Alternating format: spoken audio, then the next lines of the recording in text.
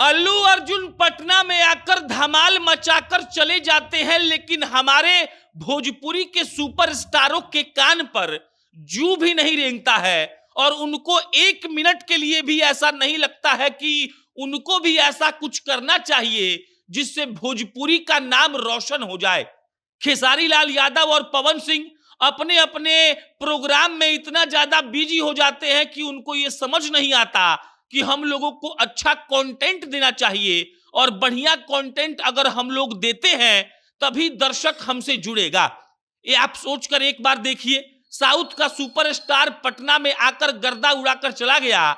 जिस आदमी को भोजपुरी छोड़िए हिंदी बोलने अच्छा से नहीं आता है, उस आदमी का क्रेज पटना में इतना था, तो एक बार सोचिए कि जो लोकल लड़के हमारे हैं उनका क्रेज क्यों नहीं बन पा रहा है। पवन सिंह और खेसारी लाल यादव अपने आप को सुपरस्टार से तो कम नहीं समझते हैं, लेकिन कंटेंट के नाम पर ये लोग क्या परोसते हैं ये हमसे और आपसे छुपा हुआ नहीं है। और पुष्पा 2 के ट्रेलर लॉन्च के बाद हमको लगा कि एक बार तो इस बारे में बात होनी चाहिए कि आखिर भोजपुरी वालों ने अपना बेड़ा गर्क क्यों करके रखा हुआ है। क्या भोजपुरी वालों के पास कंटेंट नहीं है? क्या भोजपुरी वालों के पास इंटेंट नहीं है? क्या भोजपुरी वाले बढ़िया काम करना ही नहीं चाहते हैं या फिर बात कुछ और ही है?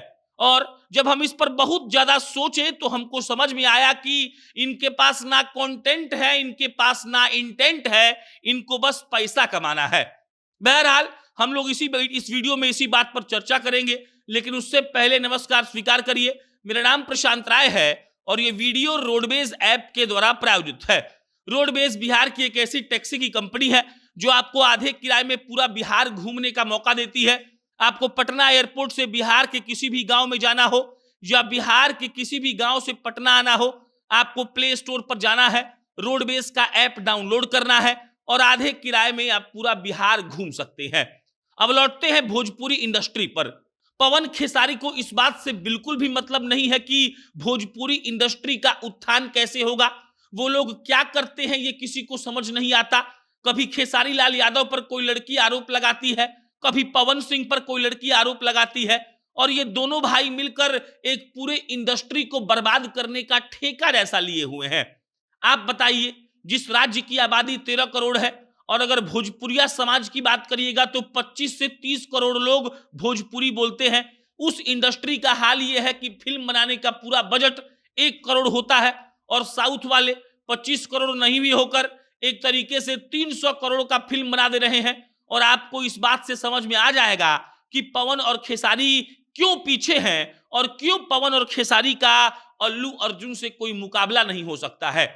अगर ऐसे सोचिएगा तो दोनों आदमी रीजनल स्टार हुआ, पवन खेसारी हमारे यहाँ के, अल्लू अर्जुन अपने यहाँ के, लेकिन उन लोगों के कंटेंट में इतना दम है कि उन लोगों का कंटेंट वर्ल्ड वाइड पसंद किया जा रहा है। मतलब कि सिर्फ भारत में नहीं, दुनिया भर में उनके फैंस हो गए हैं। हमारे पवन के फैंस दुनिया भर में नहीं है, हमारे खेसारी के कंटेंट के फैंस नहीं है। लोग जब उनके बारे में बात करते हैं तो चवनिया मुस्कान लाते हैं अपने चेहरे पर और उनका मतलब होता है कि इन लोगों को कुछ आता जाता नहीं है। और इसके बाद भी अगर भोजपुरी के लोग सुधरने का नाम नहीं ले रहे हैं तब हम जैसे लोगों को बड़ा दुख होता है।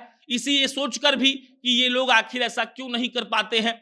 क्या इनके पास टैलेंट का कमी है या फिर ये लोग सिर्फ एक ही तरह का कंटेंट बनाना चाहते हैं? क्यों भोजपुरी का फिल्म वर्ल्ड वाइड रिलीज नहीं हो सकता है?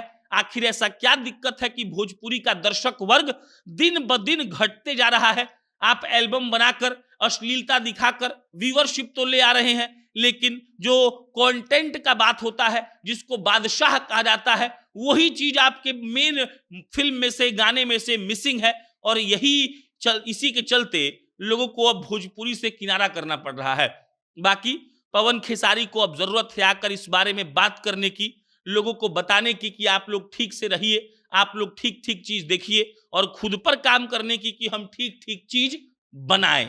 बाकी इस पर आप क्या सोचते हैं कमेंट बॉक्स में लिख के बताइएगा। मेरा नाम प्रशांत है, बहुत बहुत धन्यवाद।